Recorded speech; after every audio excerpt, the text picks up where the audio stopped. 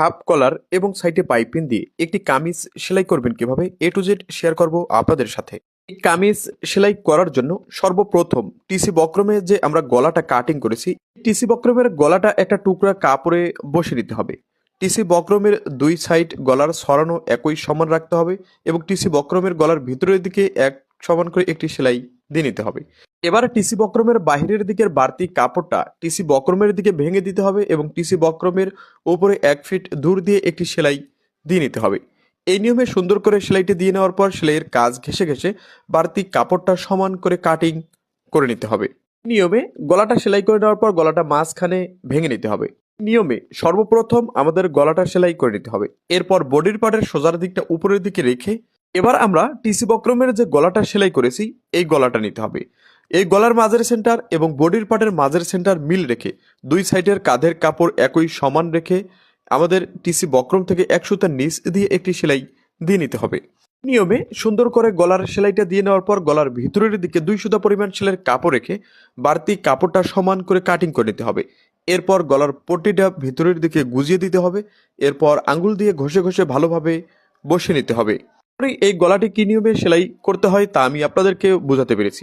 এবার আমাদের কাঁধের জয়েন্ট দিয়ে নিতে হবে। কাঁধের জয়েন্ট দেওয়ার জন্য পিছনের পার্টের সোজার দিকটা উপরের দিকে রাখতে হবে।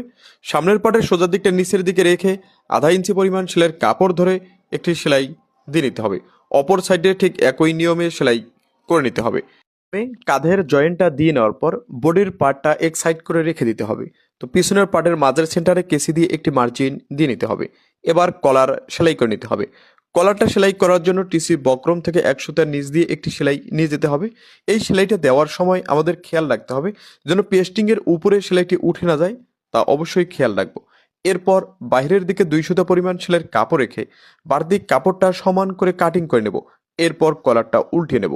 এই নিয়মে কলারটা উল্টিয়ে নেওয়ার পর কলারের চারপাশ একটা টপ সিন দিয়ে নিতে হবে।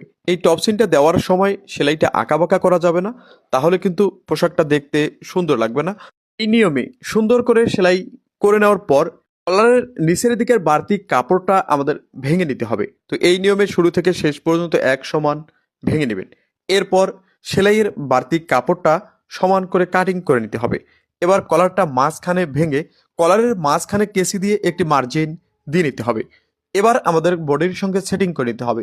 তো বডির পার্টটা এই নিয়মে বসিয়ে নেওয়ার পর কলার পার্টটা এই নিয়মে বসিয়ে নিতে হবে।